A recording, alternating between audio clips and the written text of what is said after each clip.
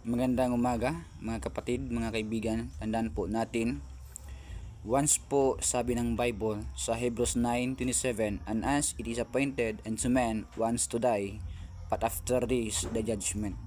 So ang isang tao pag nawala na sa mundo dahil siya po ay inappointed na sa kamatayan, yung mga taong nilibing, yung kanyang katawan nasa kabaong na, so kahit anong gagawin mo dyan, hindi talaga yan mag-response.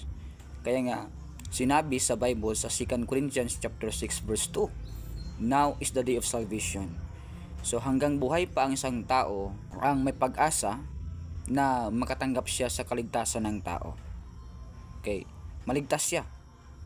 Pero kung ang taong patay na, at tulad ngayon, November 2, maraming tao na pumunta sa sementeryo, kinakausap nila yung patay. Kinakausap nila na sana kawaan ng Diyos ang kanilang kaluluwa raw ay nandoon sa purgatorio. Mga kapatid, mga kaibigan, wala pong turo si Kristo niyan. Wala ang turo sa Biblia, walang turo ang mga apostoles patungkol po sa purgatorio. Yan po ay tradisyon lamang sa Colossians chapter 2 verse 8. Huwag kayong magpadaya sa mga tao na ganyan po mga filosofiya, at lalo na sa tradisyon na hindi aral ng Diyos. So mga kapatid, mga kaibigan, ang isang tao pag namatay na hindi ligtas ay ang kanyang kaluluwa ay hindi po pupunta sa purgatorio. Kahit maliit na kasalanan, hindi po pupunta ang kanyang kaluluwa doon sa purgatorio. No, malinaw naman yan mga kapatid, mga kaibigan, sa Revelation chapter 20 verse 15, "And whosoever was not found written in the book of life was cast into the lake of fire." So paano yung pangalan mo maisulat sa book of life?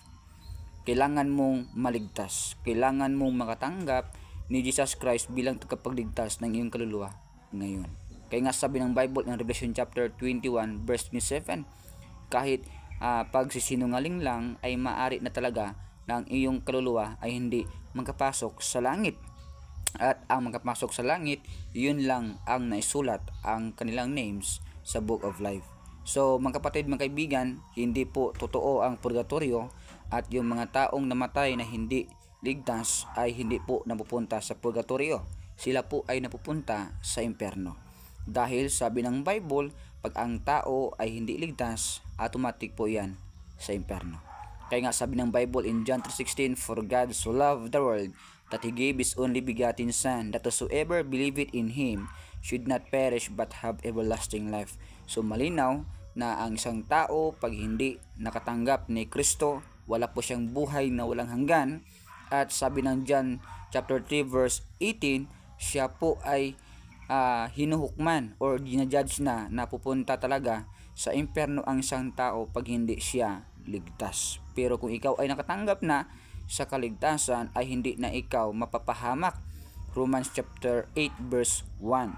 So malinaw mga kapatid, mga kaibigan, kita tinawag ang isang ligtas na we are more than conquerors. Why?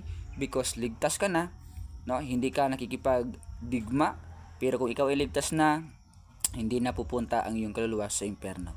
So sayang, useless yung mga tao na pumunta sa sementeryo, kinakausap yung patay na sana kawaan ng Diyos ang kanilang mahal sa buhay.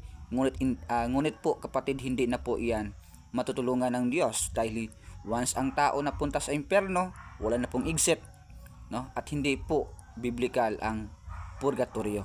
Walang tao na pumunta sa purgatorio, at wala ring tao na galing sa purgatorio na pumunta sa langit dahil sa mga misa at prayer ng mga buhay sa mundo.